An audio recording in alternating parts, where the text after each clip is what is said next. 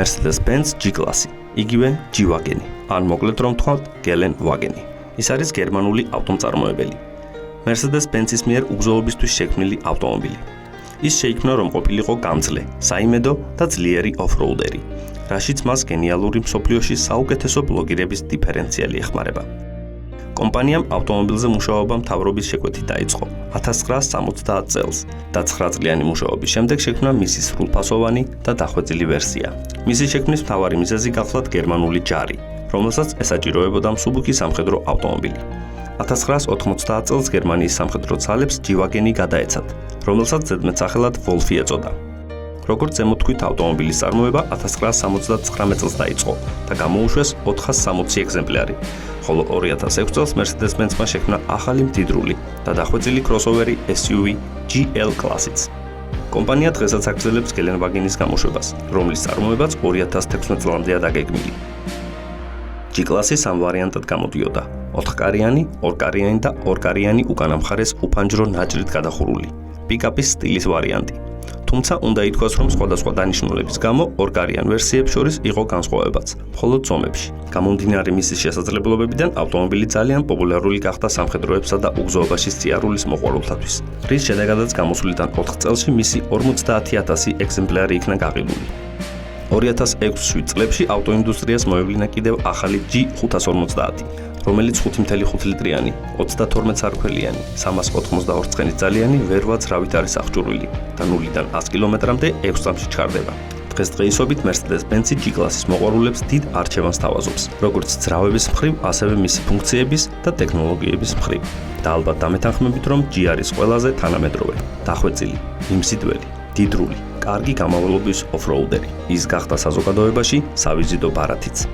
დიზაინი შეიძლება ბევრს არ მოწონდეს, მაგრამ მის მონაცემებზე არავინ დაობს. ამიტომ გახდა მთავრობის, ბიზნესმენების, უბრალოდ მდიდარი ადამიანების საყვარელი ავტომობილი.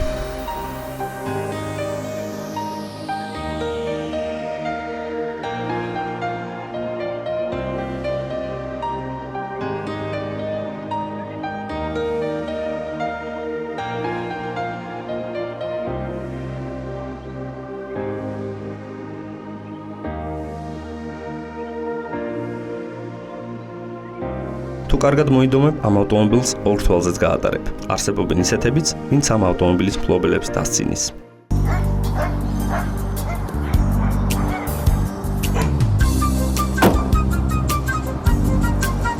Здорово, братья, здорово.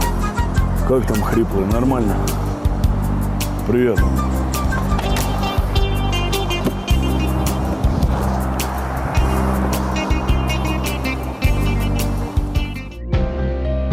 G-კლასი აგრეთვე თავის დროზე რომის პაპმა შეუკვეთა, რომელიც აღჭურვილი იყო ბრონირებული შუშებით. G-კლასს ასევე ძალიან უხდება ბოდიკიდის შეცვლა, რომელიც ხშირად გვხვდება სხვადასხვა ტიუნინგ ატელიეების ხელში. ბრაბუსმა, რომელიც ნაწილობრივ Mercedes-ის საკუთრებაა, არაბი შეიხებისთვის თითქმის 3,000 ცალი შეკვეთა მიიღო G-კლასზე, რომელიც 3 ხიდიანია და 6 საბურავი აქვს. აგრეთვე გამოუშვეს 4x4 კვადრატში, რომელიც ზომებში ჩვეულებრივ G-კლასზე დიდია, 6x6 სამხიდიანზე კი ცოტათი მოკლე.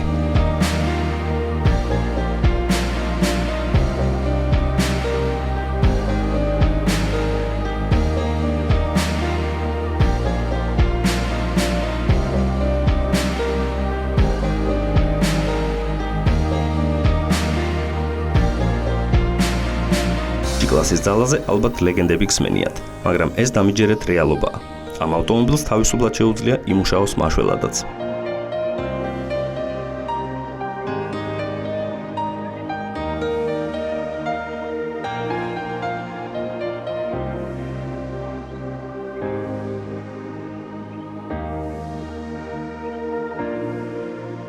მოკლედ G-კლასი ამართლებს დევის, რომელიც მისი ლოგოტიპის შინაარსია. ცაში, ხმელეთზე, წყალში.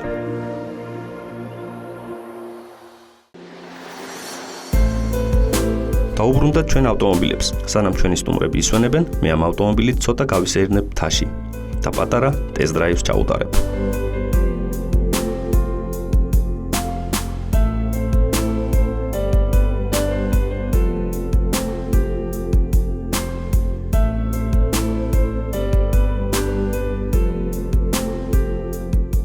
ჩვენი ორი G კლასი. პირველ რიგში გეტყვით, რომ ეს ავტომობილი არის 95 წელს გამოშვებული, ხოლო ეს 4-კარიანი ვერსია არის გამოშვებული 98 წელს. ეხლა რაც შეეხება მის ძრავს, ორივე არის 3 ლიტრიანი. ტურბოდიზელი, ეს ჩვეულებრივი დიზელი და ცხენის ძალებიც გაინტერესებთ ალბათ. ესე იგი, 4-კარიანი G კლასი არის 177 ცხენის ძალით, ხოლო 2-კარიანი G კლასი ყავს 113 ცხენის ძალით.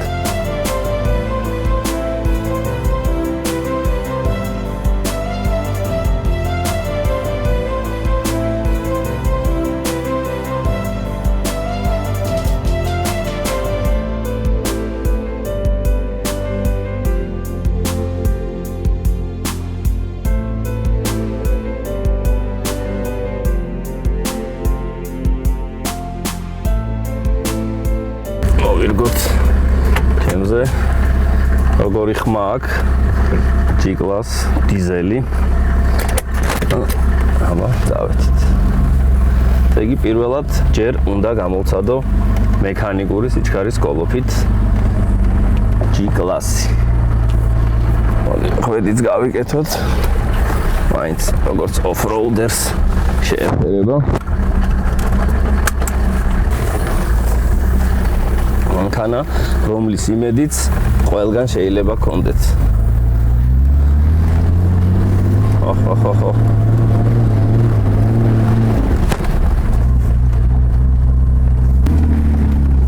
ახლა ახოთ უკანა ხედვაც სარკეები საკმაოდ კარგი აქვს. აი, უკანასულით შევდივარ პატარა უგზოობაში. აურა მაგარია. ესე იგი მექანიკა თუ ესეთი ადვილი სატარებელი იყო, ნამდვილად არ ველოდი ისეთ უგზოობაზე დავდივარ ახლა, რომ ძალიან რბილია მაინც ეს ავტომობილი. არ ვიცი რატომ, რანაირად, მაგრამ ძალიან მასიამოვნა მე.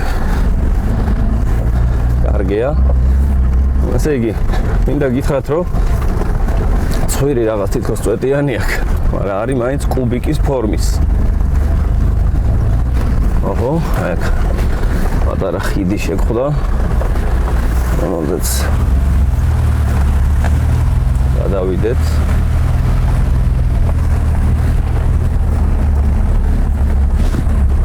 ყველგან ეტევი რა. აუ, ძალიან მაგარი. ესე იგი, აქაც და იმ მეორე მოდელშიც, მექანიკურშიც და ავტომატურშიც გვაქვს როგორი ხიდები. ესე იგი, წინა ხიდის ბლოკირება, შუა დიფერენციალის ბლოკირება და უკანა ხიდის ბლოკირება. მოდი ახლა ძალიან მომეწონა. კიდე ერთხელ უნდა გავიარო მდინარეში.